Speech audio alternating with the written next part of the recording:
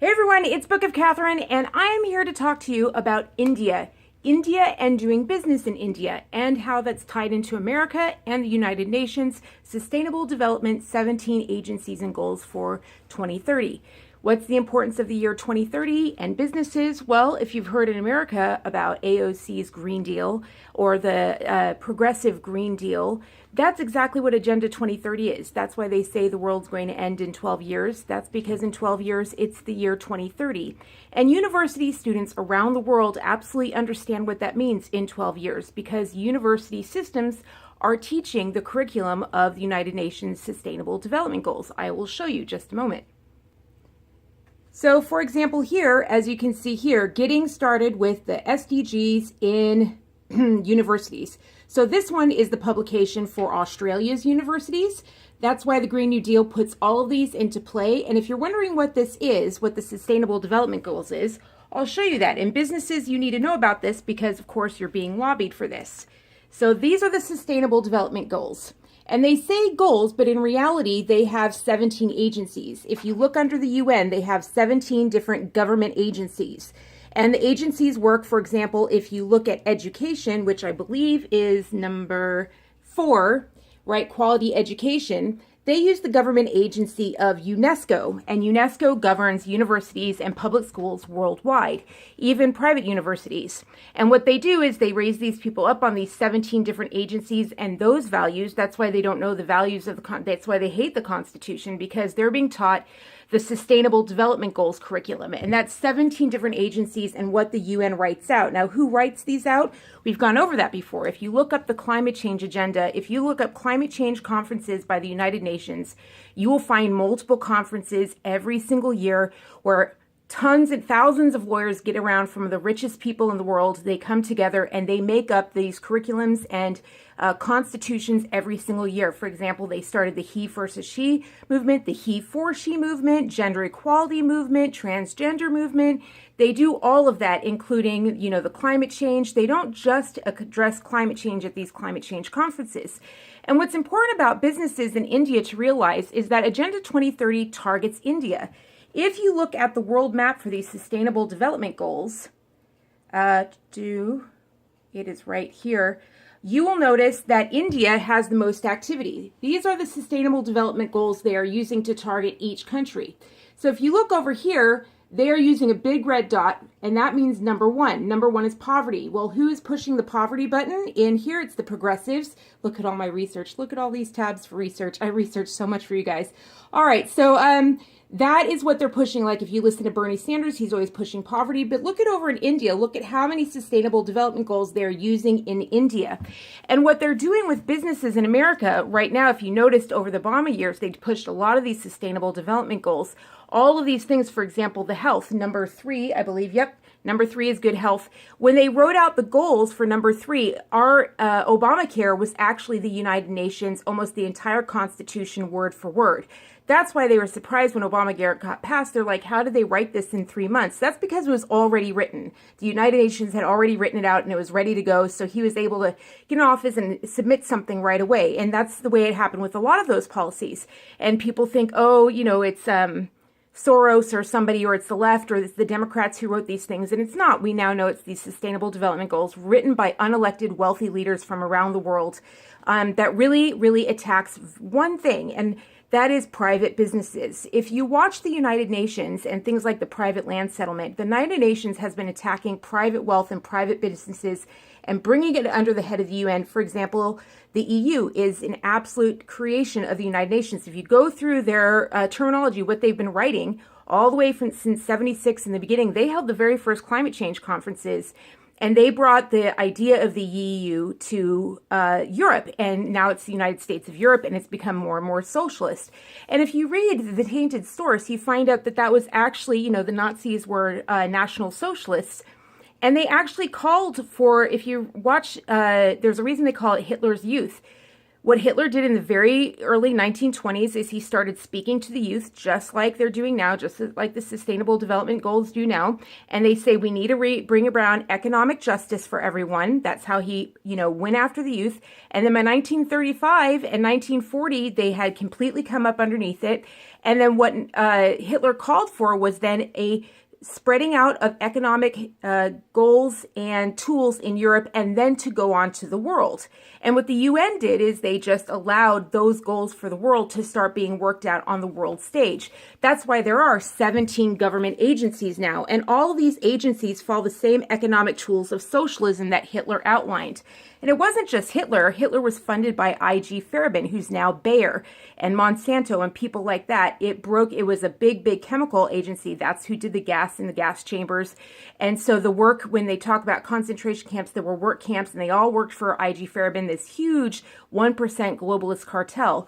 So when we talk about India and what they want to do in India and doing the Sustainable Development Goals, what you need to understand is while Obama was in office, companies started hiring in India because they got a tax break for doing so, for not hiring Americans, but hiring from India. And then India, if any kind of company had a branch in India, that what happened was the Sustainable Development Goals started being pushed. And what happened is the UN does this thing called urbanization. And they say it's a way of making people wealthy. But even Yale has admitted that now that we've seen these 20 years of urbanization, it actually just creates slums. And your kids will tell you, but no, the Sustainable Development Goals target poverty. And it says we want to get everybody out of extreme poverty, which means you can make $1.26 a day and succeed at their goal. So they have 1/6 of the world in slums within 10 years of this program.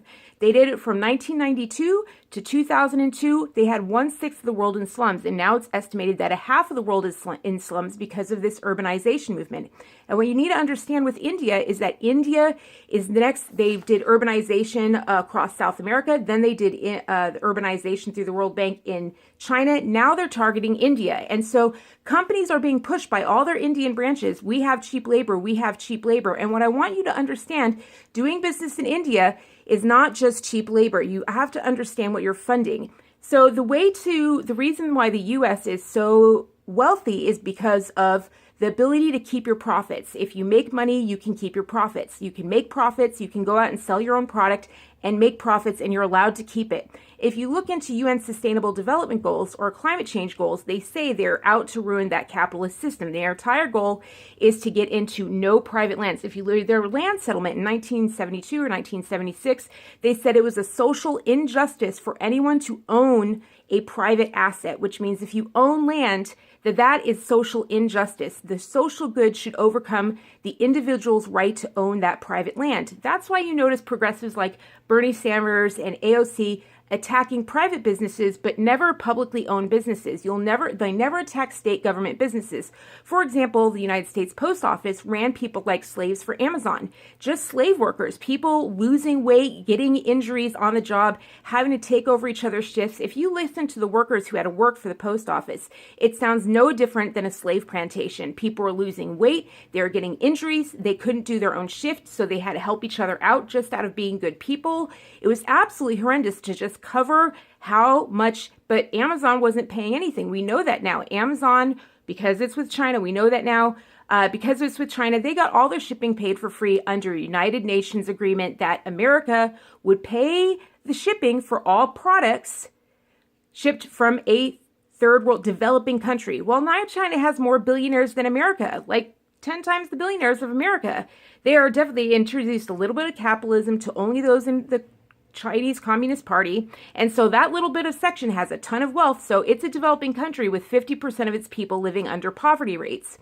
But now they've sucked all the wealth they could out of urbanization. And now they're moving on to India, which is why there's such a push for private businesses to start hiring people in India. But I want to give you an eye-opener on why India and the UN are so united and why it's not a good idea to hire people in India. They can do it themselves. They can allow people to have profit themselves. But if you are a company thinking that these sustainable development goals will actually get you benefits and bonuses, look at what China's done when it's One Belt Road. It's the exact same agreement they have to make with the UN. So everything they say, oh, all these loans are owned by China. Actually, the World Bank is funding all of those. If you look into it, the IMF fund and the World Bank actually owns all those loans. So all these countries are not owned by China. They're actually owned by the UN and these 17 agencies. So I really want to warn people about what you have going into India, what the culture is really like, because all this is being blocked from you from, fake channels like T-Series and stuff like that. If T-Series was really so big, look at the top 50 channels and tell me if any of those are Indian.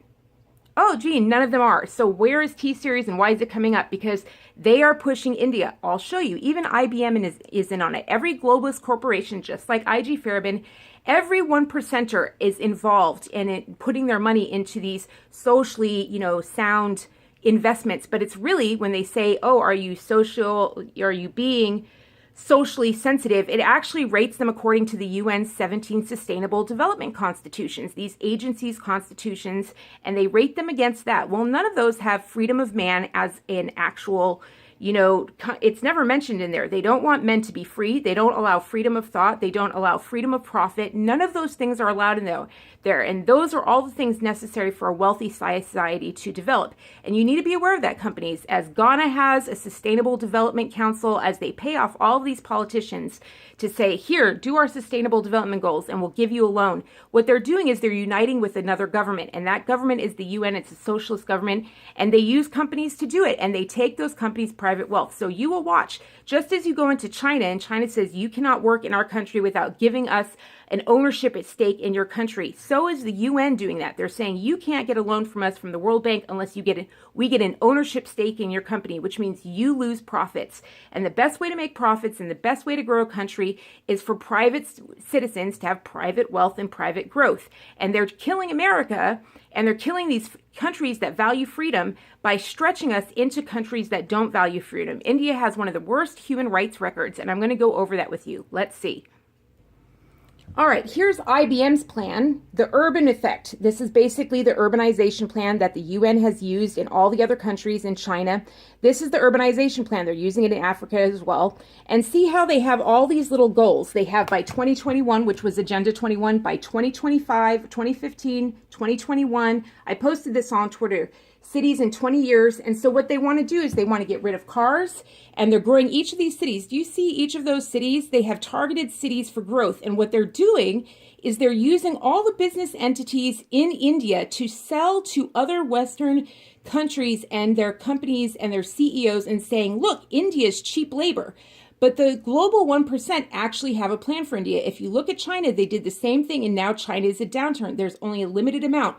But what this happens, this urbanization effect, it creates intense slums. It moves everyone out of outside areas. It moves farmers and workers who have their own farms on their own land. It moves them out into city centers and then creates slums of those city centers. And what the wealthy do, this wealthy 1% globalists, they go into these farms and then they buy out that land. Now it's sold to kids and university kids as that land will now be protected. It'll be a natural resource, and now it'll be green and global and climate change, and we won't develop it. But if you look in China, the 1% and the CCP, they have all gone into those farm areas and raised them out and built their high-rises and their fancy palatial mountains. So it's all just the 1% doing these things, lying to our university kids, and say, if you look at it, the 17 goals, climate change and climate action is number 13. And if you're wondering why that is, it's because if you look at ClimateGate, you'll find out that they lied about all the numbers. They paid all these scientists to say these things. Even the 97% statistic isn't real. It's 97% of the 32% who said this might have been a thing. And it was like might have been caused by human. So you need to read that actual abstract. So I actually have the abstract on this computer, and I've shared it on my Twitter feed at Book of Catherine. I highly recommend you see it. Let's talk about the culture of India. Now that you know that you are being pushed to buy and sell in India, and also despite all the human rights records, you've seen the buildings that have fallen. If you've seen anyone, even if you see cooking shows who have gone in there, and you see the conditions that these Indians live in, that's because there are no regulations in India. So you need to see what you're actually going in with the culture, anti-Semitism. Let's start there. So anti-Semitism in India, you'll notice that actually in India, there are less than 5,000 Jews left in India, despite Jewish populations being one of the first people to populate that continent. Why is that? Why are there so few Jews? Did you know that there are 80,000 Jews from India living in Israel? Why do you think that is? Why do you think there are only 4,500 or less Indians who practice the Jewish faith in India? Maybe it has to do with the fact that the majority of Muslims live in India, and they are highly anti-Semitic. It's part of the Quran. Part of the Quran is to drive out the Jews. If you watch UN Watch's videos, you will see them say to each Middle Eastern country, where are your Jews? Over 1 million Jews have been killed in the Middle East since 1948. 1 million Jews, not in Israel, out in all the surrounding areas. Judaism used to be all through the northern African continent. They used to have them in Egypt. They used to have them in Qatar. And they were all driven out and murdered to the point that they had to flee. And 1 million Jews have been killed just in the Middle East. That doesn't even compare to Christians.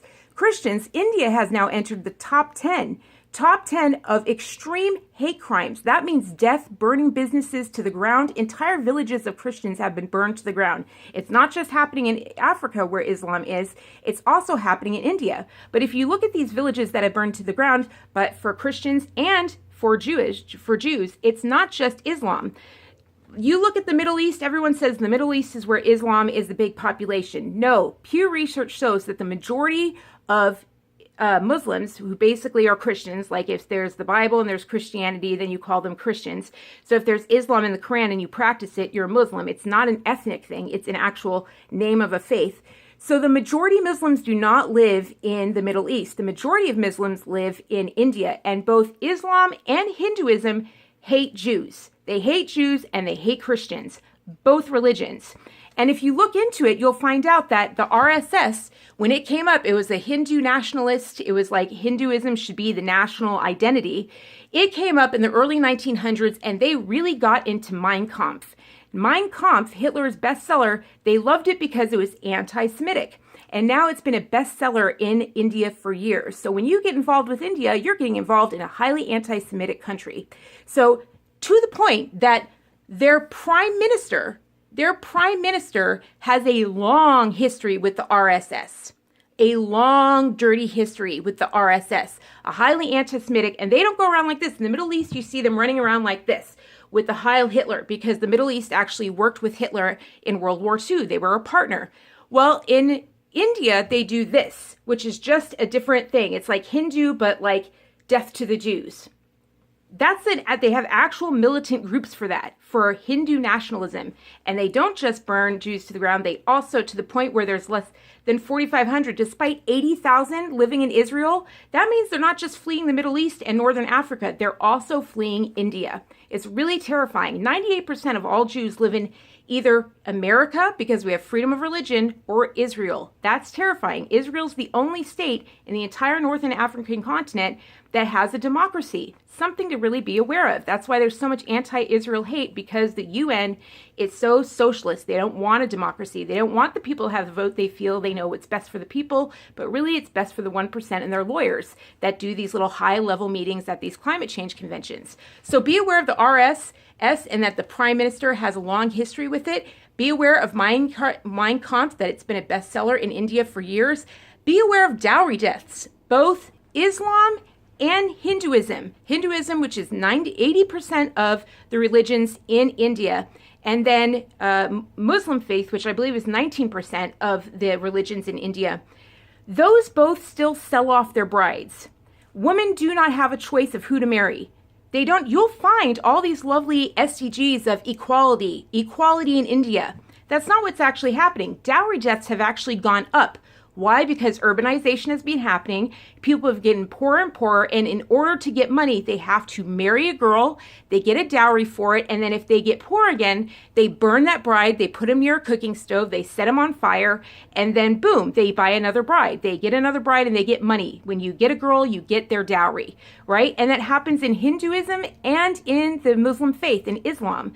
And it happens in India, and these girls are being set on fire. And even though these SDGs tell all the women and all the liberals and all the leftists and all the feminists all throughout the world that, oh, we're pushing gender equality in India. Oh, no, no, no. So I know three companies now who hired women and men from India, and they have all been married off. None of them had a choice in who they got to marry. Some of them knew their partners. Some of them didn't know their partners.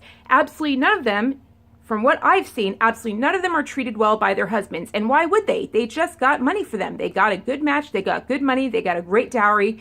And they know in India, Even though it's against the law to burn your bride, I saw an amazing documentary that YouTube, of course, wiped and deleted. They leave all these great UN, get donations and get charity donations to go to India. But the exposés and the documentaries that showed that it was a state-run dowry thing where you could call officers, you will find court cases where the court will absolutely not call it a dowry death. They always call it an accident. It's huge money. It's a huge business. Women are not equal. So, okay, human rights violations against women. It's cultural against women.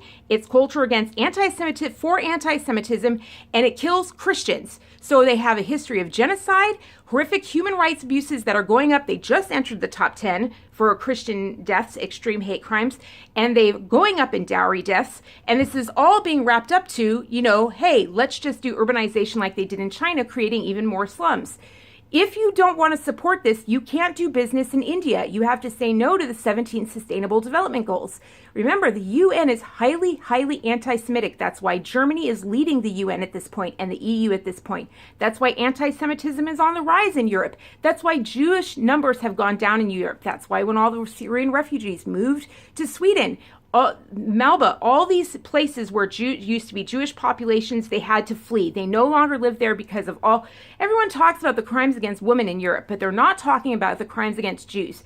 When it came to the 100th anniversary of the Holocaust, Jews came out in Europe and said the conditions are exactly the same. And why do you think that is? Because Nazi agendas for world domination are being carried out through the United Nations and the Sustainable Development Goals, which is just a cover for the economic systems of Nazism and anti-Semitism and anti-profit. So it basically comes down to anti-profit. If you are a business, run, don't walk from India. It's not a safe place to do business, and ethically, they are going after your profits. You will have to link up with the UN or link up with the World Bank, and you will have to follow the 17 agencies that they give you. You'll have to fund the education of people.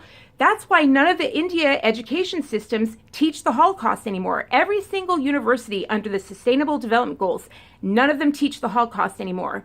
I had just recently, one of my nurses was talking to one of her students that she brought on, and they were like, oh, you believe in the Holocaust? Oh, you're one of those conspiracy theorists. And when you talk to Jews who are researching history out in India, you will hear the same thing from those students. It's not an accident.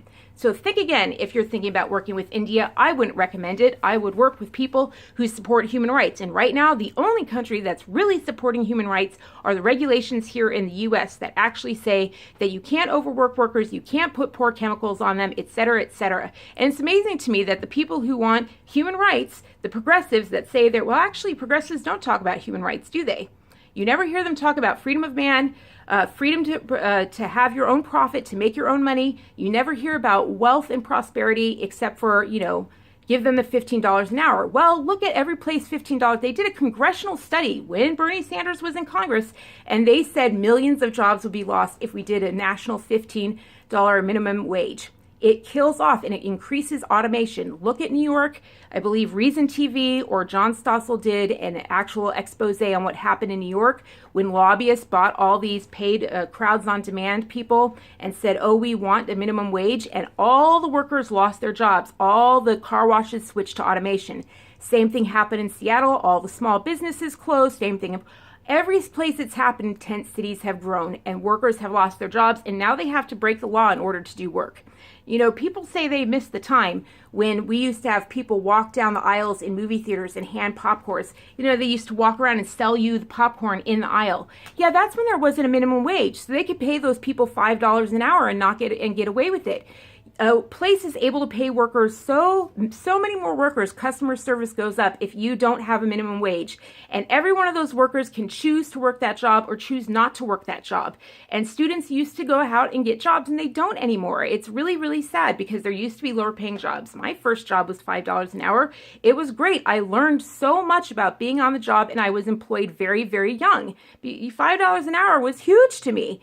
And it got me started in the workforce and gave me a resume. So then I was paid more, then I was paid 10, then I was paid, I went up and up and up, 7 and 10, and it grew until, now I'm paid plenty, with my small contracting job. But I learned, I grew, I have this resume of small to large. Does that make sense? So And you need that. But once you put in minimum wages, people don't get that because no one will hire. All these small businesses, even the subways that used to hire 5 kids, they had to go down to 2 workers. And all the 3 other kids lost their jobs. And then eventually that subway closed. I mean, every single sole proprietorship got nowed. Why is that? Because all these progressives are really anti-profit. It means you cannot own your own private wealth. And that is why they never go after state agencies. They want state agencies to be in business with private owners, and that's what you'll do if you work with India or believe this thing that, oh, we have cheap labor. No, let me tell you what it's like having someone who works in India. You have to, first of all, regulate your schedules. They are in a totally different time zone, so they don't get to work at the same time as your workers. It's one thing if it's a call center, but that's not what they're pushing, is it? They're pushing them to develop all these things to do in every area of business. They're pushing them to hire people as cheap labor from India. And then if you want to bring them over, the visas, you end up paying them $100 an hour when you have to pay for their housing, you have to pay for their driving, when you have to pay for everything. You end up paying $100 an hour just to bring the worker over to America so you can finally get some work done. It may be cheap labor, but there are some serious downsides. And then what happens if you hire a woman? Then you have to get that woman's abusive husband, and they'll miss work for days because they're beaten up, or they'll miss work for days because the husband feels like the job is taking too much of her time and her loyalty. There is a lot to consider. It's a totally different culture that doesn't value freedom of man or even profit of man, and they have a caste system. Maybe you should look up what the caste system is, because boy, oh boy, it's not fun running into people who don't believe everybody's equal and what they're willing to do to your private property. There's a huge clash of cultures when they come to America. You have to do a lot to socially integrate, and they will drive a lot of people away because they don't know about respecting. They think they're above certain people because they're not born of a certain caste. It creates serious cultural problems. And you're not going to hear about those downsides because the SDGs, Sustainable Development Goals, are driving everything. And most of all, they're anti-Semitic, they're anti-freedom of religion. Just ask your kids with Sustainable Development Goals. Say, where's freedom of religion in here? Socialism has 100 million deaths. There's a reason for that because they push atheism. Judaism isn't even legal in China. They're the most socialist country on earth. You have to decide for yourself. Like, you will get profits in the short term and you will lose your company in the long term, because that's what the UN's goal is, to rule the world.